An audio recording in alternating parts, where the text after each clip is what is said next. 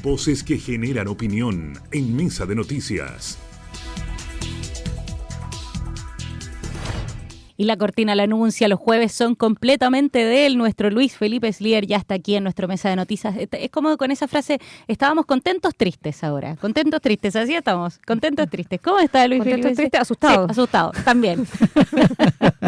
Muy buenos días a todos y a todas quienes nos escuchan. Y efectivamente, aquí aplica el meme preciso, íbamos tan bien. Íbamos tan bien. Aquí aplica perfectamente eso, así que, pero bueno, son cosas que uno podía prever de alguna manera, así que traemos harta información y un tema bien interesante para compartir con nuestros auditores respecto a qué pasa con el estudio que salió recientemente de la Asociación de Bancos e Instituciones Financieras respecto a cómo ha subido el precio de las viviendas. Es un tema que de verdad es bien interesante. Y que acompaña muy bien nuestro Fabián. Sí. Así que, pero bueno, hay noticias esta semana. Tuvimos una inflación que habíamos anticipado menos 0,2.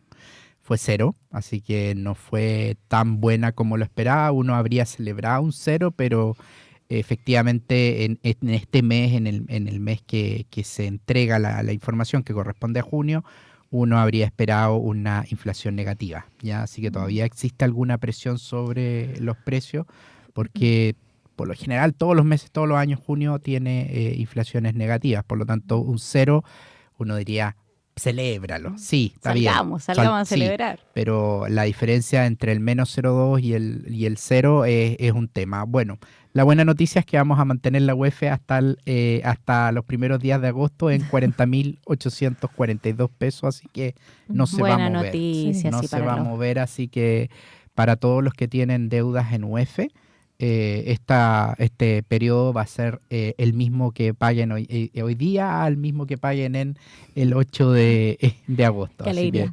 Así que por lo menos ahí tenemos una buena noticia. Tal como lo habíamos anunciado hace 3 semanas, ENAP ayer, y ustedes lo comentaban hoy día, ENAP ayer ratificó la baja de 100 pesos para las 93, de 99,8 pesos para la 97 y 155,4 para el diésel. Entonces, vamos bien, uno dice vamos bien, hasta que, bueno, mientras se sigue con la Copa Mundial de Fútbol, hoy día se juegan los cuartos de final, parte el primer partido, así que vamos a estar todos ahí pendientes de lo que sucede, pero hay que tener siempre puesto el radar en el otro lado del planeta, donde se dio fin a la tregua de 60 días, duró poco. Duró poco. ¿Cuánto duró? ¿No alcanzó a durar un mes? No alcanzó a durar, de haber durado. Pero era como medio previsible también, si uno sabe que, o sea, porque muchos habían dicho como ya se va a firmar, todos estamos bien, pero no, así no hay, que la confianza ahí no hay. A lo mejor fue la eliminación de Estados Unidos del Mundial, que hizo enojar ahí puede ser al caballero. Puede ser que haya pasado eso y la eliminación ahí de la tarjeta roja también, sí, muy polémica, así que bueno, una lástima porque en general las guerras no traen beneficios a nadie. O sea, lamentablemente esto es completamente al revés y es un tema que en una guerra todos perdemos. Ahora, ¿cómo uno descifra? Porque tú también, Luis Felipe, nos has enseñado que Donald Trump es un apostador. Es un apostador, él sabe. Yo cuando lo oí, dijo ya esto se acabó, uno tiende a pensar así como algo debe tener planeado. No creo que sea solamente de irascible o porque él amaneció enojado ese día. Tiene que haber algo detrás, pensando en que él también, su economía interna no está del todo sana como para poder darse la chance de generar más incertidumbre a nivel global. Así es. Bueno, esto lo que hace es suponer un tremendo revés para la economía mundial, para la economía chilena y sobre todo para el control de la inflación, que es un tema que hoy día está golpeando no solo a Chile, sino que está golpeando fuertemente a muchos países en el mundo, sí, y eso incluye Estados Unidos. Entonces vamos a tener ahí una situación bastante volátil en los próximos días, aunque el dólar hoy día en la mañana lo vi y estaba bastante planito, digamos, estaba ahí como subió un poquito tensa respecto al día calma, lunes. sí, de respecto al lunes efectivamente ha subido, pero hoy día abrió ahí como tímido. a la guaite, dijo, está como mirando, asomándose a ver qué pasa, pero la volatilidad en el petróleo es súper fuerte y eso hoy día tenemos un dólar alto. Tenemos además un petróleo que ya se acercó nuevamente a los $80, entonces estamos un poquito ahí de vuelta a la complicación. En 3 semanas más, lamentablemente, no creo que tengamos otra baja sustancial de los precios de los combustibles. ¿Ya? Así que obviamente lo que anunció el ministro está bien, era algo obvio. Están contentos de que se venía y todo, sí, pero va a ser por ahora. Ministro Quiroz dando su punto de prensa. Sí, nosotros lo habíamos anunciado hace 3 semanas aquí, que habíamos dicho que iba a bajar cerca de 100 pesos en 3 semanas, que correspondía a esta semana, pero yo creo que en 3 semanas más no va a haber, va a ser un poquito más marginal. Si es que hubiese una baja o si es que hubiese una alza también va a ser un poquito marginal, pero no esta cuantía, no vamos a ver movimientos de esta cuantía. Y bueno, y en este contexto, lo que hoy día quería un poco compartir con ustedes es que el precio de las viviendas y la dificultad de las familias para poder acceder a la casa propia. En la Asociación de Bancos e Instituciones Financieras, la ABIF, reveló un estudio que hizo entre el año 2002 y 2023 y calculó un índice de precios de las viviendas. Y entre este periodo, entre el 2002 y el 2023, este índice subió un 170%. Oh. Estamos hablando de 21 años, subió un 173%, mientras que los ingresos reales de los hogares, es decir, descontados de inflación, los ingresos reales significa el dinero con el cual yo tengo ese poder adquisitivo, solamente crecieron un 57%. Es decir, el precio de las viviendas aumentó aproximadamente 3 veces más que los ingresos de la familia.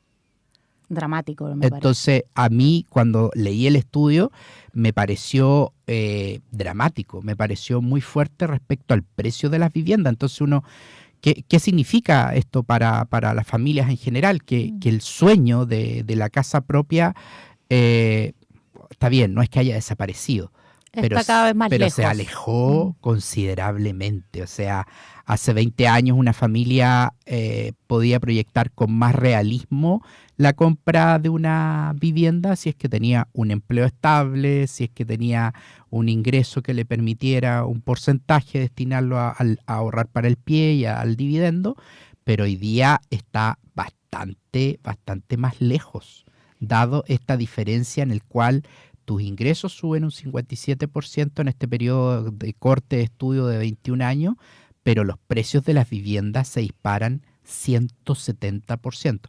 De verdad es increíble el estudio. A mí me pareció muy bueno. Los invito a que lo lean en la me quedé en el pasado, en la Asociación de Bancos e Instituciones Financieras, y es bastante interesante. Es bastante interesante porque antes la gente tenía un poquito más de capacidad para ahorrar, para acceder al crédito. Hoy día esa misma familia enfrenta precios mucho más altos, dividendos mucho más pesados, porque la UEF también hizo su paso en este periodo. Y lo otro es que el costo de la vida está dejando menos espacio para ahorrar. Claro. Y quizás también otro punto, que con lo que te alcanza, ¿qué es lo que tienes disponible? Porque hoy día también el tipo de vivienda ha cambiado mucho. O sea, poder acceder, por ejemplo, si es una familia con niños de 4 o 5 integrantes, poder acceder, por ejemplo, a una casa, yo creo que si no tienen sobre 3 millones de pesos de ingresos cada uno, es imposible poder comprarla. Y los departamentos hoy día son muy pequeños, entonces también dentro de como ya, y si quisiera, y qué es lo que me alcanza, también son condiciones que son muy distintas a lo que a lo mejor también se podría acceder, el tipo de vivienda a lo que se podía acceder antes. Exacto. Exactamente. Entonces, cuando uno ve que una vivienda sube este 170%, que tus ingresos reales suben solo el 57%, entonces tú dices, aquí hay una desconexión entre lo que es el valor del activo y la capacidad real de pago que tienen los hogares, sumado a que el tipo de vivienda empieza a cambiar. Hace 20 años más, 20 años atrás uno miraba más casas que departamentos. Hoy día cambió un poco el tema de consumo de este tipo de activo. Sobre todo ha cambiado mucho hacia departamentos. Tuvimos ahí una pequeña baja en la época de pandemia, que mucha gente andaba loca buscando casas porque como estábamos confinados quería el patio. Claro. Subió, sí, eso hizo que subiera un poquito, pero hoy día se vuelve nuevamente a mirar a los departamentos. Hoy día los departamentos son pequeños, tienen construcciones que se han limitado en altura en los sectores céntricos, por lo tanto para buscar algunas viviendas o departamentos, sobre todo para jóvenes.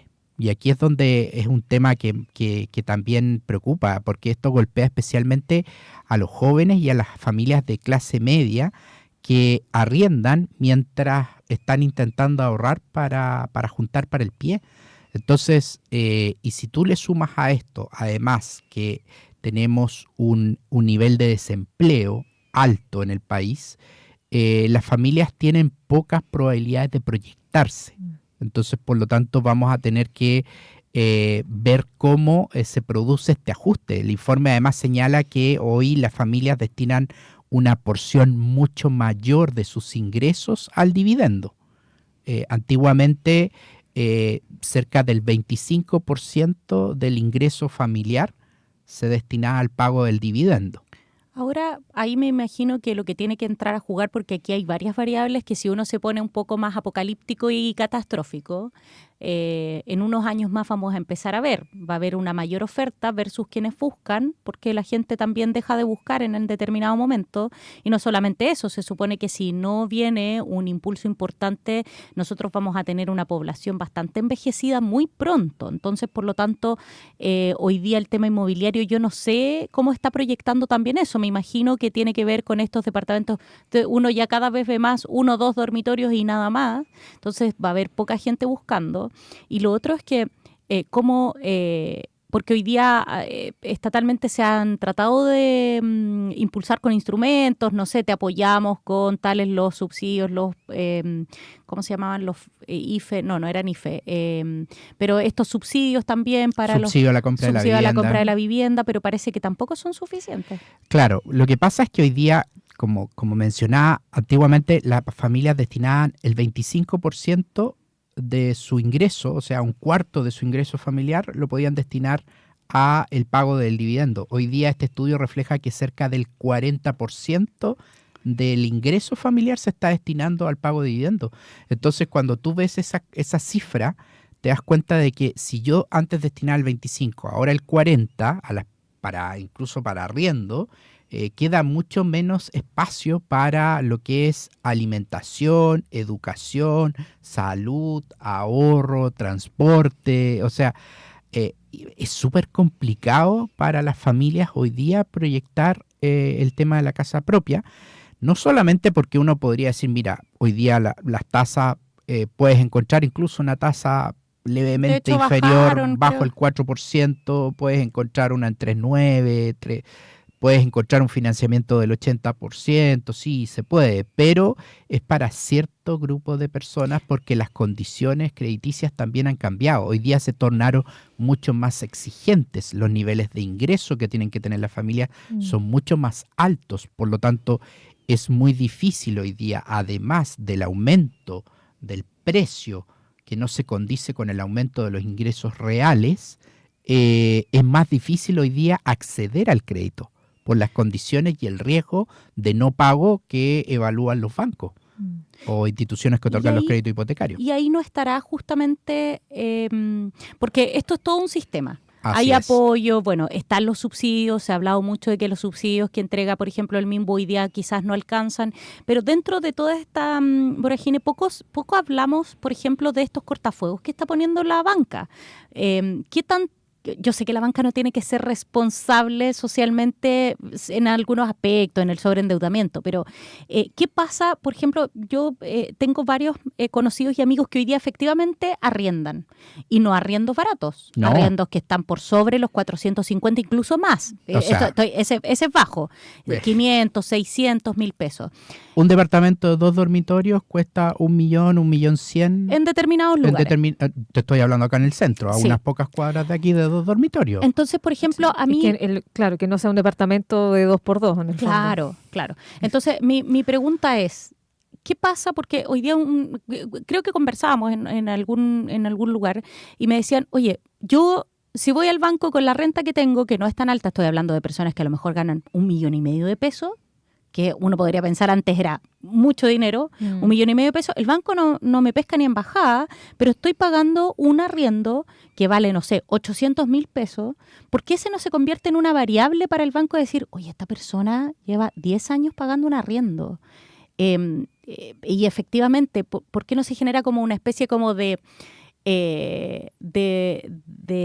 estudio, no de estudio, sino que de barómetro de personas que pagan arriendo y digan, oye, sí, en realidad a lo mejor no tiene la renta suficiente para la banca, pero está pagando hace 10 años un arriendo de 500,000 pesos, a lo mejor sí, es interesante poder cambiar la modalidad dividendo. Es que en el mismo ejemplo que tú pones, si la persona está ganando 1,5 millones, está pagando un dividendo de 800,000 pesos, se está gastando cerca del 55% de sus ingresos solo en el techo. Por lo tanto, hay algo que no cuadra.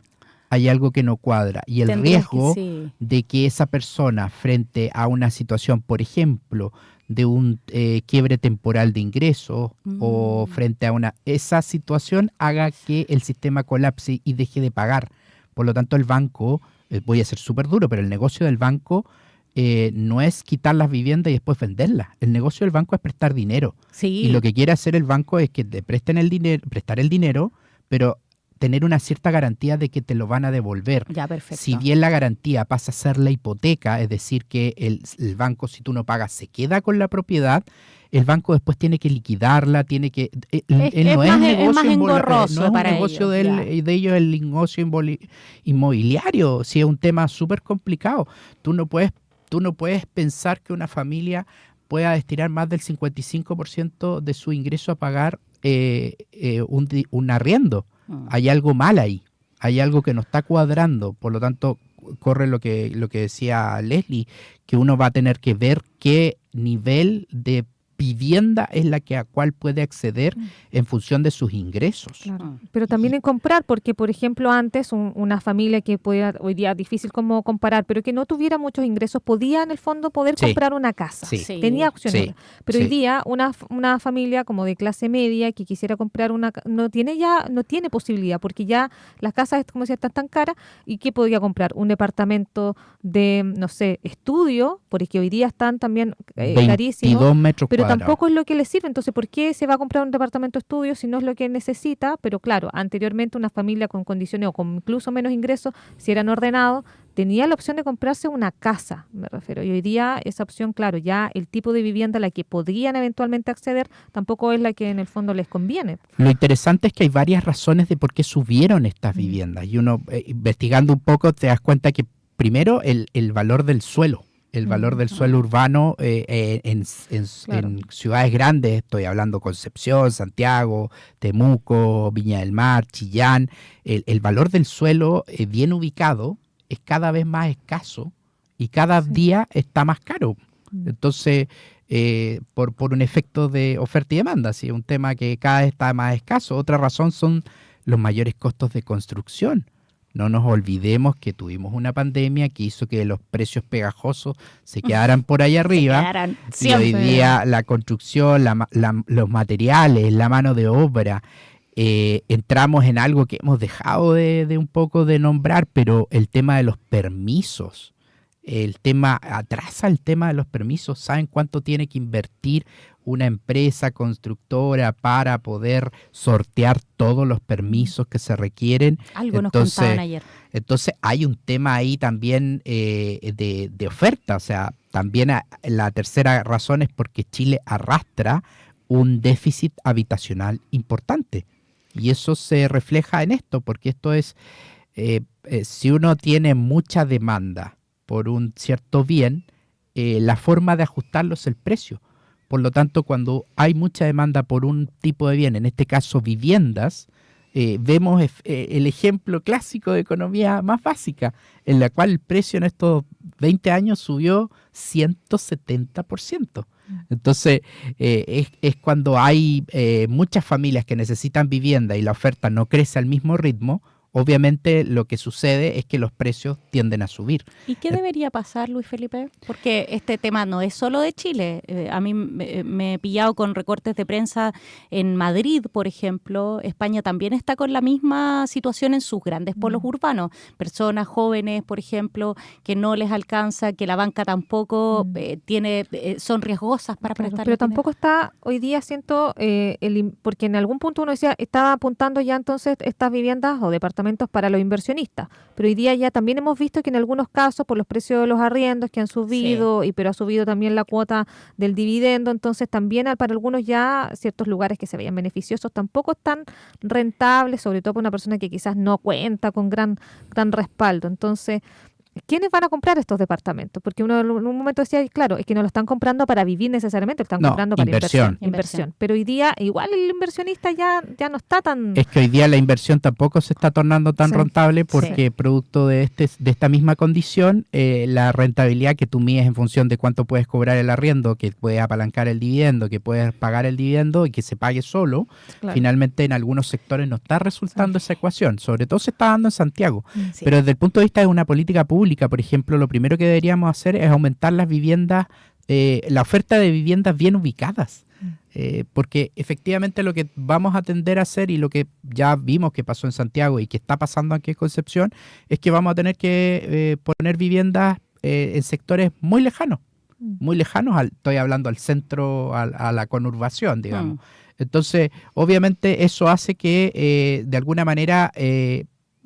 tratemos de aumentar. Segundo, tratemos de agilizar los permisos y las trabas que son a veces innecesarias para este tipo de temas, ¿ya? O sea, esto quiero decirlo sin descuidar la calidad urbana de construcción, que después y un gran saludo al pueblo venezolano, después de ver lo que pasó en Venezuela, nosotros debemos sentirnos orgullosos de la calidad urbana, de la calidad de construcción que tenemos. O sea, tenemos hoy día en el centro de Concepción, tenemos viviendas o edificios del año 60, del año 40, que han resistido impecablemente. Entonces, mejorar la coordinación entre el Estado, municipios, bancos, inmobiliarias, constructoras, ahí se podría hacer una mesa técnica en la cual hoy día Concepción se sentara a conversar y a dejar de dilatar ciertos procesos en términos de aprobaciones de construcción.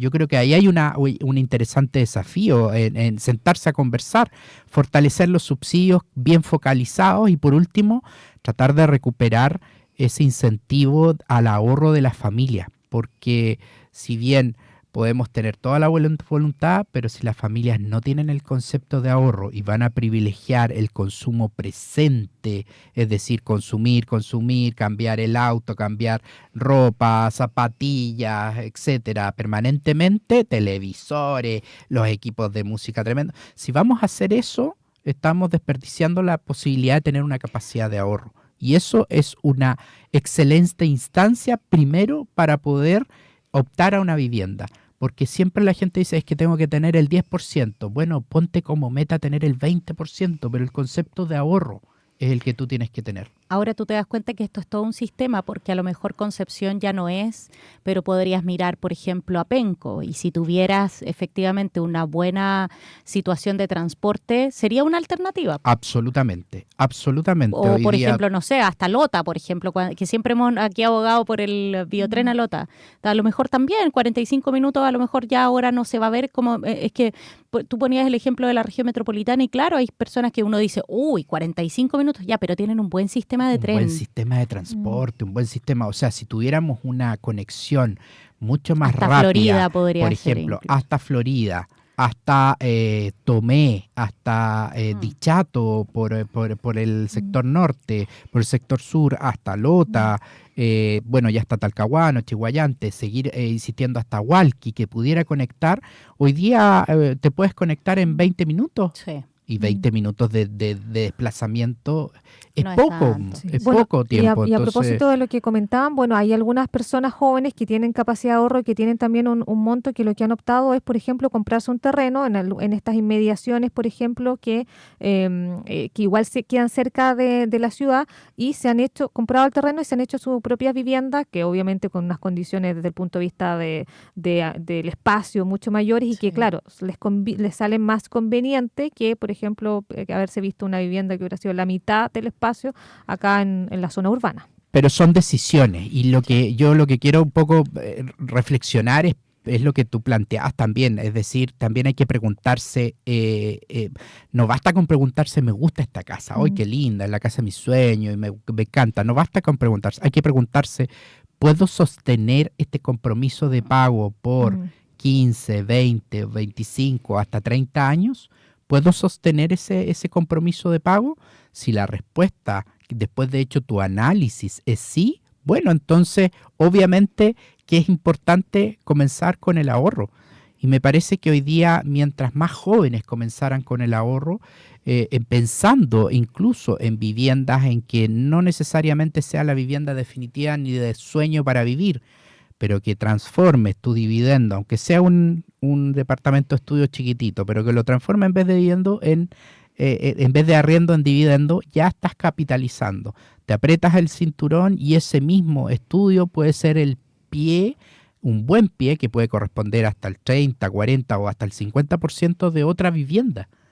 Entonces, obviamente tú puedes ir escalando más rápido cuando haces este crecimiento a través de metros cuadrados más chiquititos. Pero también es muy importante el ahorro. Entonces, cuando el precio de las viviendas crecen 3 veces más de lo que crece el ingreso, entonces no es solamente problema del sector inmobiliario. Yo creo que aquí hay que ayudar. Hay un tema económico, hay un tema social, hay un tema familiar, y yo creo que aquí el Estado tiene mucho que decir respecto a, por ejemplo, cómo suplir el déficit de vivienda y cómo apoyar el tema de los permisos. Oye, buenísimo tema, que por supuesto, rápido. Sí, ¿cierto? Buenísimo tema, y por supuesto en estas columnas, en estos jueves que son de nuestro Luis Felipe Slier, porque por supuesto que su voz necesita harta amplificación para que podamos abordar los temas que hoy día, este mismo tema no es solamente de un solo sector, sino que confluyen muchas variables, muchísimas variables. Así es, así que muchas gracias a todos quienes nos escuchan, y de verdad, el concepto de ahorro es muy importante, porque frente a una eventualidad, a un fallecimiento, un accidente, uno nunca lo sabe, y el ahorro es el que siempre te va a permitir hacer frente a eso. Así es, así que a tratar de buscar ahí un chanchito, y de a poquito uno piensa a veces que es muy poco lo que está ahorrando, todo sirve. Nos vamos a ir. Gracias, Luis Felipe, que estés muy bien, que tengas una muy buena jornada. Chao.